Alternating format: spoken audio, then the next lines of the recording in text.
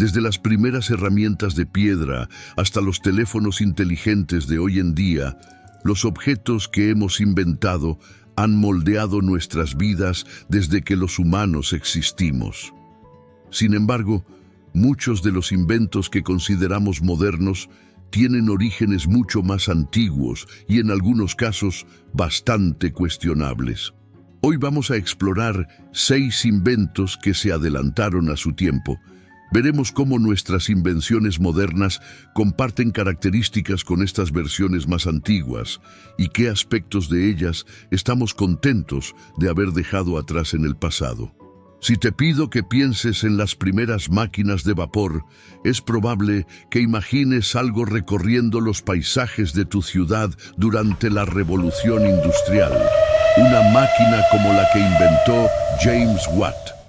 Pero la verdadera primera máquina de vapor es unos cuantos milenios más antigua. A finales del siglo I, el ingeniero matemático y físico Herón de Alejandría ya estaba ideando todo tipo de artilugios sorprendentes, desde puertas automáticas para templos hasta una trompeta que sonaba cuando una puerta se abría e incluso una máquina expendedora de agua bendita. Pero también se le atribuye la invención de la primera turbina de vapor del mundo, un dispositivo que podía convertir el calor en movimiento. Aunque hay relatos contradictorios sobre si realmente fue el inventor original de esta tecnología, lo cierto es que el dispositivo en cuestión se llamaba eolípila, que significa bola de viento, y es una descripción bastante precisa. La pieza central era una esfera hueca suspendida sobre un caldero mediante tubos en forma de L, con otro par de tubos sobresaliendo de ella. Para hacer funcionar la máquina, se añadía agua al caldero y se calentaba desde abajo. A medida que el agua hervía, el vapor subía por los tubos hacia la esfera y luego salía por los otros tubos, haciendo que la turbina comenzara a girar en la dirección opuesta, igual que un aspersor de jardín que gira cuando sale el agua. Todo esto es gracias a la tercera ley de Newton. Para cada acción hay una reacción igual y opuesta. Hasta donde sabemos, la eolípila nunca se usó para mover máquinas. Pero si Herón lo hubiera intentado, habría descubierto que su máquina de vapor era bastante ineficiente. Aún así, es una demostración fascinante de una ley básica de la física y una forma ingeniosa de convertir la energía en movimiento. Con el tiempo, este concepto simple sería la base de motores que moverían máquinas tan eficientemente que cambiarían por completo el curso de la historia humana. Por ejemplo, el motor desarrollado en 1769 por el ingeniero escocés James Watt, cuya invención, aunque no fue la primera máquina de vapor moderna, funcionaba tan bien que básicamente dio inicio a la revolución industrial. El motor de Watt no se basó en la eolípila en absoluto y era mucho más complejo, pero al igual que el motor de Herón, aprovechaba el mismo principio. Utilizaba la energía del vapor para crear un movimiento continuo. En los albores de la revolución tecnológica, la idea de que el vapor podía impulsar el mundo era literalmente una revolución en sí misma.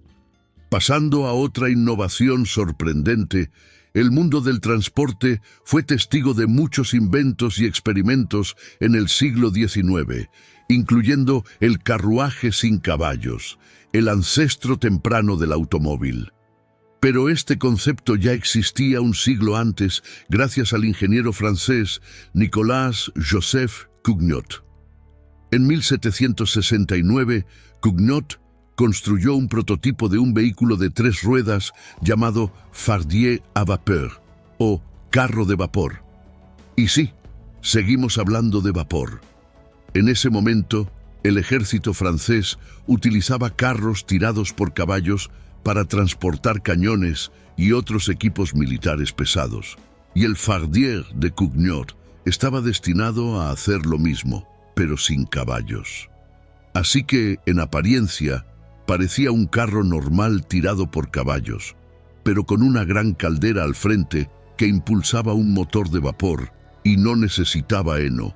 Por cierto, este motor de vapor era diferente tanto del de Herón como del de Watt. En la versión de Cugnot, el vapor movía 2 pistones a cada lado de la rueda delantera que, a través de su movimiento, podían girar esa rueda y mover el carro lentamente hacia adelante, énfasis en lentamente. En 1770, Cugnot construyó y modeló una versión a tamaño real de su máquina y las cosas no salieron exactamente como esperaba. El aparato sí se movía, pero se suponía que debía llevar hasta 4 toneladas de carga mientras viajaba a más de 7 kilómetros por hora y solo alcanzaba la mitad de esa velocidad. Además, necesitaba reabastecerse cada 15 minutos y era extremadamente inestable, por lo que no fue un éxito rotundo. Pero, hablando de accidentes, hay informes de que uno de sus Fardiers logró chocar y derribar parte de un muro, lo que podría convertir a Cugnot en responsable del primer accidente automovilístico de la historia. Hoy en día, los automóviles modernos están diseñados de manera completamente diferente al carro de vapor de Cugnot, pero la idea básica de usar un motor para mover un vehículo ha perdurado. Desde los motores eléctricos hasta los de combustión interna, los principios básicos se mantienen y la innovación continúa, llevándonos hacia el futuro de los coches autónomos y eléctricos. Y hablando de cambios sorprendentes, pensemos en el concepto de la refrigeración. Casi todos los hogares en el mundo tienen una nevera hoy en día, y muchas de ellas no solo producen hielo, sino que lo dispensan a veces incluso cuando no lo pedimos. Este tipo de refrigerador congelador combinado tiene menos de un siglo de antigüedad, pero los sistemas de refrigeración primitivos datan del siglo IV antes de Cristo. Estoy hablando de las yakhchals, estructuras en forma de cono que se usaban para almacenar hielo en el desierto persa. Curiosamente, algunas de estas yakhchals también eran capaces de fabricar su propio hielo. Estas yakhchals de hielo solían tener un estanque poco profundo que estaba sombreado por un muro de ladrillo o adobe y un canal que suministraba agua. El proceso de fabricación de hielo ocurría en invierno. El agua del canal fluía hacia el estanque, donde se enfriaba y se congelaba. Las temperaturas más frescas y el aire seco del desierto permitían que el agua se congelara durante la noche, y cada mañana se recolectaba el hielo y se almacenaba dentro de la yakhchal. A diferencia de los refrigeradores modernos, que usan electricidad para mantener las temperaturas bajas, estas yakhchals usaban un método conocido como enfriamiento pasivo. El hielo se almacenaba en un pozo profundo y a menudo se cubría con paja para ayudar a aislarlo. Gracias a esta ingeniosa estrategia, los persas podían disfrutar del lujo del hielo en pleno verano. Es fascinante ver cómo culturas antiguas como la persa lograron utilizar los recursos naturales de manera tan eficiente, adaptando la tecnología de su tiempo para crear soluciones innovadoras. Pero los antiguos no solo fueron innovadores en términos de tecnología práctica, también mostraron una creatividad impresionante en las artes.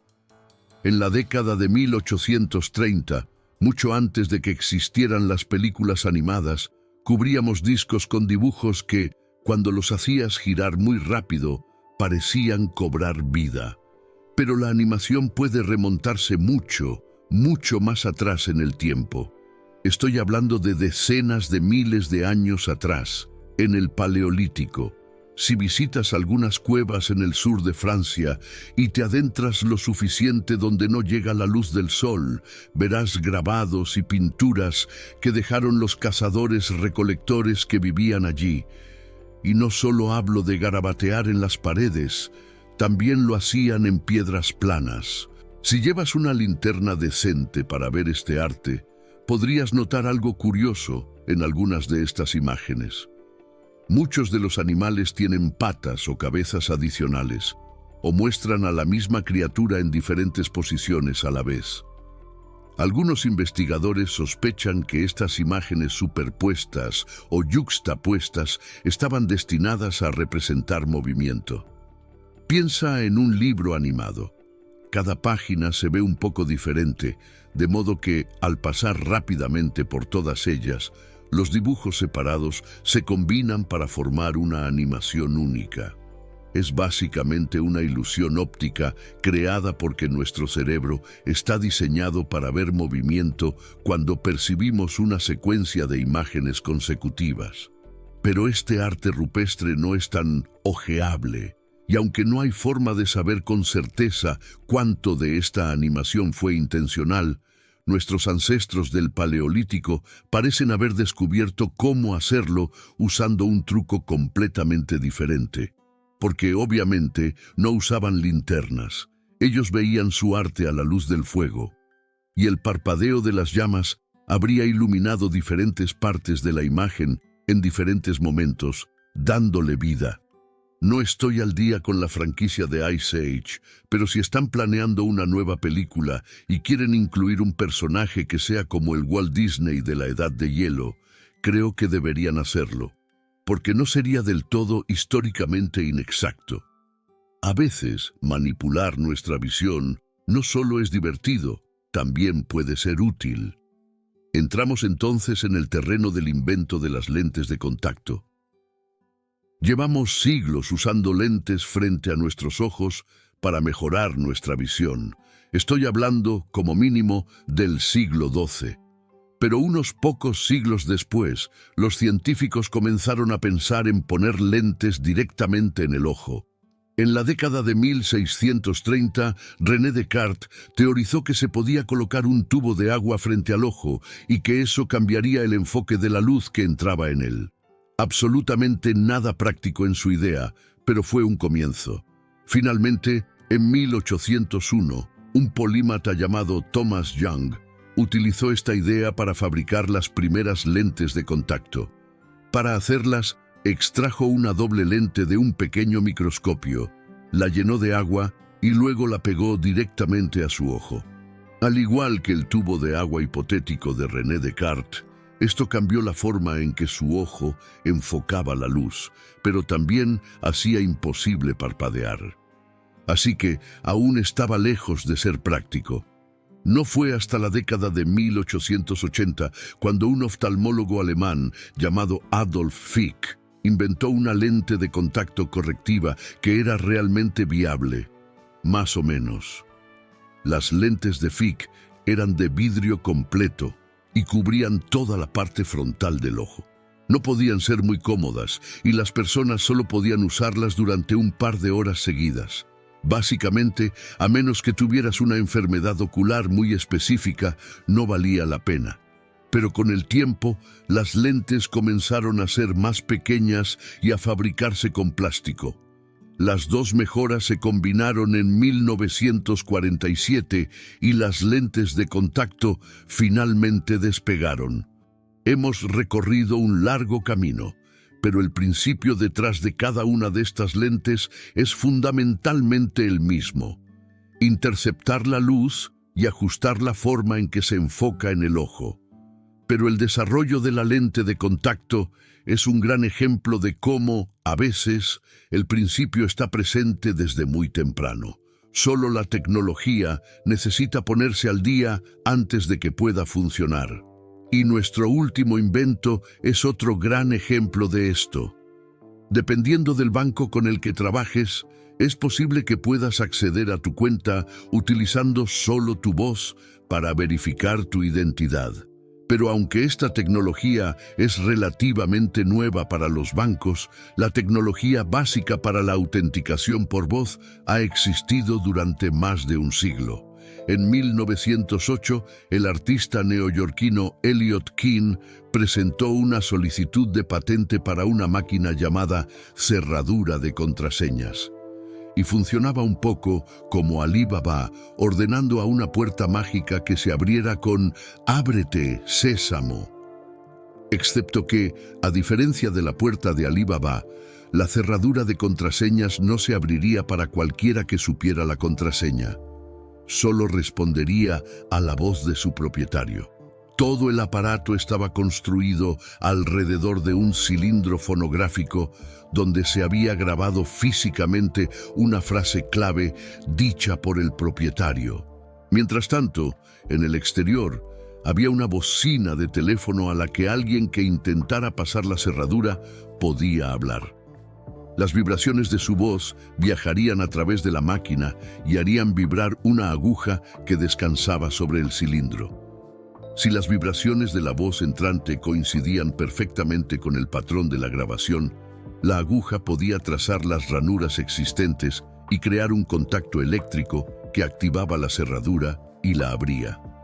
Hoy en día, por supuesto, la autenticación por voz no es tan analógica, y el software que usan los bancos es capaz de analizar docenas de diferentes aspectos de la voz de una persona, por lo que es más difícil quedarse fuera cuando tienes la nariz tapada. La simple grabación en fonógrafo de la cerradura de contraseñas probablemente solo capturaba algunas piezas básicas de información, como el tono y la intensidad de la voz de una persona. Así que no habría sido tan precisa como el software que usan los bancos hoy en día, pero el concepto básico no es tan diferente de lo que era en 1908. En resumen, muchas de las invenciones modernas que damos por sentadas tienen raíces profundas en la historia antigua. Desde las máquinas de vapor hasta los sistemas de refrigeración y los primeros prototipos de automóviles, cada invento representa un paso en el interminable camino de la innovación humana. Así que, la próxima vez que utilices algo que parece moderno, recuerda que probablemente tiene una historia fascinante que se remonta mucho más atrás de lo que piensas.